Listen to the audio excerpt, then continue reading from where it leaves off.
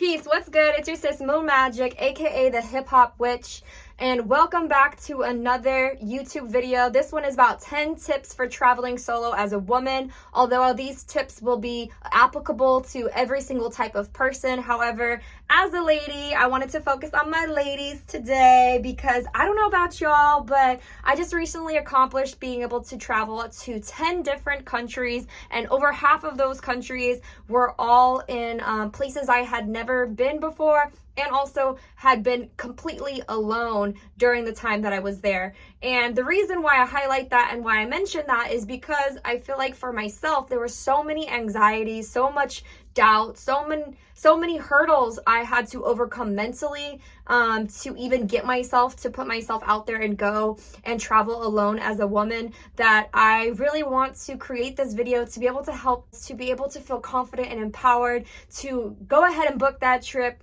with or without your boo, with or without your best friend. You feel me? Don't let traveling alone or the fears of traveling alone be a reason that stops you. And even if you don't identify as a woman or a lady, this video will be helpful for anybody who is traveling solo. So make sure you stick around and let's go ahead and get started. All right, tip number 1, make sure you get a travel universal adapter. This is the one that I have. They're very, very cheap. They only cost a few bucks. You can get them at Amazon. I'm sure there are other places that carry them, but this is definitely something you're going to want to carry in case you're traveling alone, and just carry even if you're traveling with all your friends, so that you can stay connected to all your friends and family back home. Make sure that you have your phone charged for Google Maps, all that good kind of stuff, or regular maps, whatever it is that you use to look up things, plug into Wi-Fi at cafes. You're going to want to have this. And if you don't have one of these, you're going to have to buy a charger in the country that you are going to. So save yourself the hassle and make sure you have one. Number 2, make sure to share your location and where you're going with 1 or 2 of your close friends, close relatives, whoever are the 2 most important people in your life, the people who you tell everything to, the people you trust with your life. You're going to want to share with them where you're going, when you're going. And if they are annoyed by it, I'm sure because they love you that they will get over it. But you can also ask them to just, put their notifications on silent if you are going to be messaging them late at night. But anybody who really loves and cares about you will be usually really understanding and actually really want you to send that information for both your safety and for their reassurance, and so that they're not having anxiety about you being gone as well, right? Now, you also, if you want some reassurance, you can click the little share location button. I'm not sure if Android users have one. I'm an iPhone user, so I know that iPhone has one where you can share your location to other iPhone users. So that's something you could also do, and I highly recommend you do that with 1 or 2 of your very, very close people that you trust with your life, because I really think that that's going to add to just making you feel calmer and feeling more secure as you are going, and it's just like a really good backup measure in case anything wild went on and you lose service or anything like that, which I've had happen in one of my trips when I was in Shanghai completely by myself, which I will definitely need to create a video about that and tag it down below later. But and that was one of the wildest experiences I had solo traveling as a woman, and that is one of those things that can come in handy. Tip number 3 is to get padlocks. Now, I have a bunch of these little padlocks here of different sizes. And they each have their own little key. So let me show you this one. This is the type of padlock I like to use for like my backpack, for example, or my suitcase, that type of thing. And then this is the padlock that I like to use for the lockers in the hostel.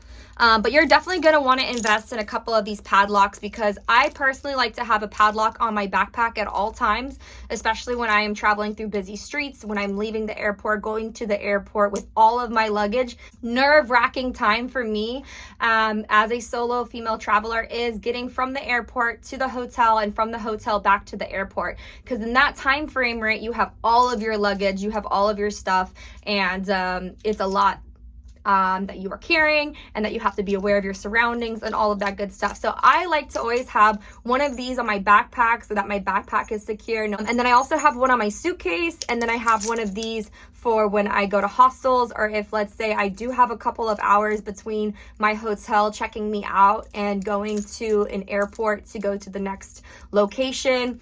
whatever that situation may be. Sometimes you might need to get a locker in the city or nearby. This is really good to have just in case. Most of those situations, they carry their own lock, but for hostels, they definitely do not.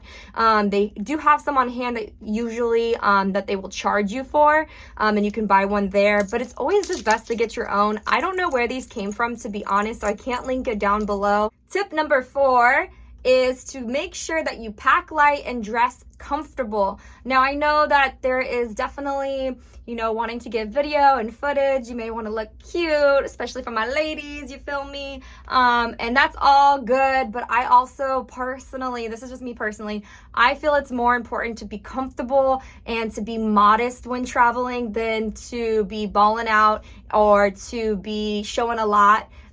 Only because for me personally, it helps me to feel more safe, right? Most of the times when I'm traveling, I'm wearing baggy clothes. I got, baggy khakis on that have tons of pockets and zippers on the pants, which are great for traveling and stuffing extra little things like your chapstick or whatever in the pockets. And I usually wear t-shirts or a very comfortable tank top like this that I could pull up and feel a lot more comfortable when I'm going to and from places. I also do not wear really bright colors a lot of times. I want to kind of blend into the surroundings as much as possible. But I would say, pack something that's super comfortable that you could wear when you're traveling to and from the hotel. That's the biggest thing, that distance of when you land and then when you're in the country to before you get to the hotel, and just kind of getting your surroundings and all of that. And, you do look like a tourist because you just got there and you have a bunch of stuff. That's the time period when I like to make sure I'm wearing the most comfortable, baggy, blending in type of outfit. Light, make sure it's light. You don't want to wear heavy. Wear very, very comfortable shoes, and then maybe I would bring one outfit that I could wear that is a little bit cuter and something that I would wear out if I felt comfortable in the area and I could change from the hotel hostel. Maybe I met some people at the hostel, that type of thing, and feel comfortable enough to do that. So I would actually bring both outfits, but you don't need a lot of outfits when you're traveling. One of the things that I think just takes time and something that you have to kind of learn as you go along and as you travel and kind of understand more your rhythm and what works for you is traveling light is super important. Alrighty, we are halfway through. Number 5, charging pack. So this right here is the charging pack that I just recently bought for this trip specifically. It was on a super deal. I'm gonna tag it down below. I don't know if the deal is still happening, but I got this for like 20 bucks. And it said it was 80% off on Amazon. So that's pretty wild to me. But as you can see, it has a flashlight, which is very cool. This is also meant for like more outdoors camping, but I think it works really well no matter where you're going. It has two USB ports and the USB-C port, which the USB-C port is also how you charge it. So if you are an Apple user, you have a Mac computer or an Apple tablet or something like that, then you actually can charge this with the same charger. But the also really cool thing about this is that it also is solar powered. So that means that you can also charge it by the sun. Although personally, I've noticed that it takes a really long time to charge with the sun, but it's still getting a little extra juice, you feel me? And it actually lasts really, really long. That's the thing I love about this charging pack compared to all other charging packs that I've used.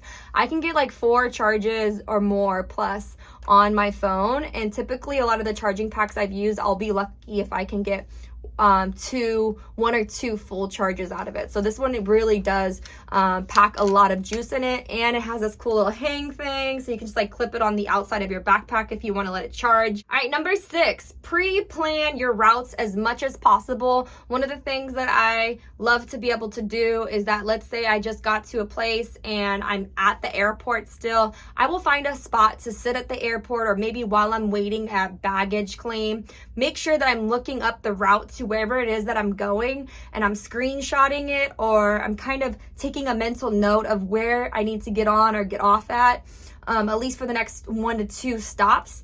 I find that makes it a lot more less likely that you will be targeted, because if you wait till you get to the metro station, you wait till you're right outside of the building to like pull out your phone and look at Google Maps, you look like you don't know where you're going.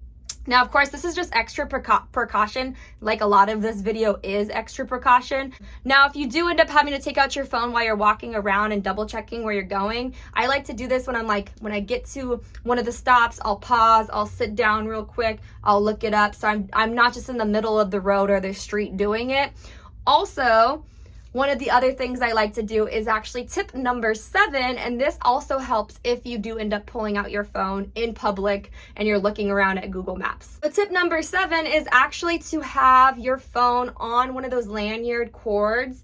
I don't have one on me, but basically it's like where your phone can be in. I had one that actually my phone case was a wallet, and it was my phone, and then there was a lanyard that ran around the whole thing, so then it was around my neck. So around my neck is my actual phone. So that tip actually really helps, because if you are looking up Google Maps in the middle of the street or middle of the road, you have your phone actually connected to your neck. So someone can't just come by and like grab your phone and run off, because your whole neck's gonna go with them, you know? So when someone sees that, they're gonna be like, oh, okay, I'm not gonna really bother that person because I can't just grab their phone and go.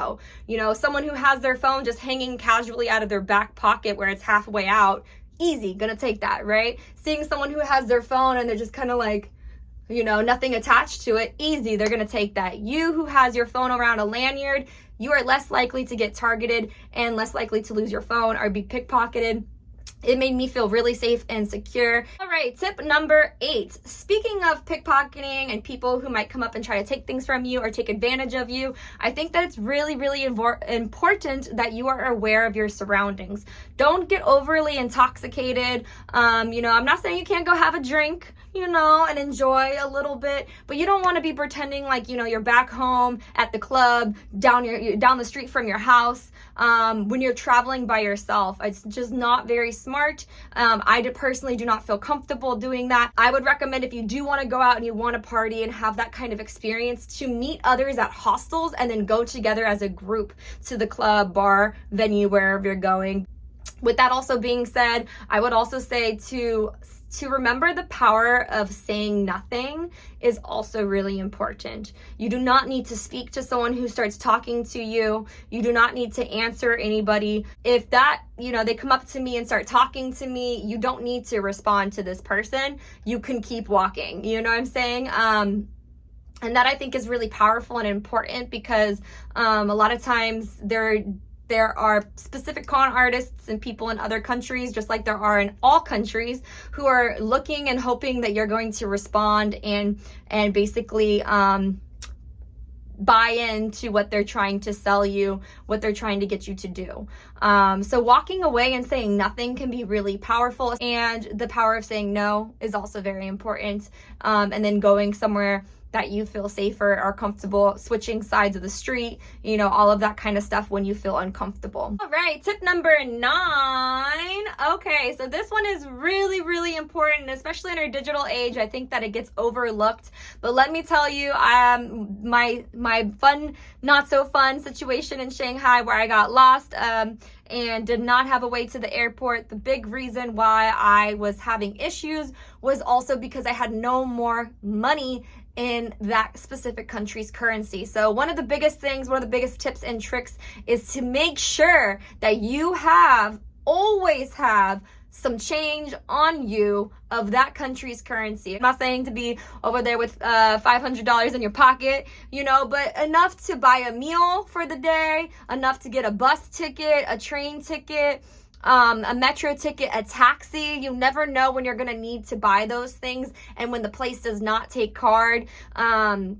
Especially different countries, they have different types of things that they let accept. So it's always best to make sure that you have that, because even if, let's say, you think that your card will work, they may not take your credit card. There are still tons of places around the world that do not accept card. And I think having cash on hand is always really important for those purchases. Also, it's very important for small purchases too, just in general. Like if you're going to go to the market, you're going to go get some food at a restaurant, you know, those types of things, going to go buy a cute little thing from maybe like a pair of earrings or something you saw. You don't really want to buy all of those things with your card, because one, many countries have transaction fees, international transaction fees. So unless you have a specific card that gets around international fees, you're paying extra money every single time, which, you know, you kind of have to, that one is a whole other discussion I could have a whole other video about, but you kind of have to balance that out, or kind of figure out which works for you, and depending on what program you have for your credit card, for example, because sometimes the same fees that you pay for your credit card is actually cheaper a lot of times than the fees you pay converting money if you do not convert money ahead of time through your bank, which you actually have to convert money 2 weeks in advance if you're going to do it through your bank, which is the cheapest way to do it without having to pay a crazy currency fee exchange rates. If you wait till you get to the airport, you can still do it, but those rates are the highest for currency exchange. One of the easiest ways to get around currency exchange rates when you are taking out cash is to actually use your card at places like a post office in the local area of the country you're going to. They typically have the smallest conversion fee, like 3% or something like that. And then you can pull out cash directly from that ATM that they have. There are plenty of other ATMs, but you just have to keep an eye on it, because some of the ATMs charge a lot more for conversion fees than the others. And there's a whole game to just getting and finding the right places to pull out money, and when to use your card and when to not use your card. But I would say, just in general, always make sure you have some cash on hand, because a lot of those small places and small purchases will actually not only charge you for conversion fees, but also charge you for minimums. So for example, if you didn't buy at least $15 worth of stuff, or $20 or $10, and all you bought were $5 earrings, then they're going to charge you, or they won't accept your payment at all if it's in credit card. So make sure to always have cash on hand. It just makes it a lot more easier, and then you can pick and choose, right? And then the power is in your hands when it comes to making sure you're getting the best rate for what you're buying and purchasing while you are traveling. All right, number 10, we made it. The last tip and trick that I would say as a solo traveler, and especially as ladies out there, is do not share your location on any of your social media. Be very vague about that, I would suggest, until after you leave that specific location. So for example, if I'm traveling to this country by myself, I will wait till I leave that specific city to post anything about being in that specific city. So people might, you know, think that you're in that city 3 days later than when you really were in that city. That's fine. It's better to do it after you leave that specific area, so that way you can still post on your social media and share your adventures, but also be safe. All right, so those were my 10 tips for traveling solo as a woman. I hope that helps you regardless of whether you're a lady or not in traveling alone, and helping you feel more confident and empowered to do so. Traveling alone has been one of the best things that I ever did, and I really wish that I had these types of tips when I was first looking into doing it, and having someone tell me that a lot of what people say and the hype and all the fear mongering is really more just worst case scenarios than the everyday reality when you're traveling alone as a woman. So keep that in mind, and never let that be a reason that stops you from traveling and enjoying and living the life of your dreams, because you deserve it. And I'm so excited to see where you all are headed to. Make sure to drop a comment down below if you are planning to travel somewhere soon, and where you are planning on traveling. You know, you don't have to tell me the city, you know, just tell me the specific country that you might be interested in traveling in. Or maybe you can share a story from the past of what country and city in your own story of traveling solo. You never know who might watch this video and read the comments and feel inspired and empowered from what you share. So until next time, thank you so much for tuning in, and I will see you all next time. Right, take a breath, step by step, which reality you rep, left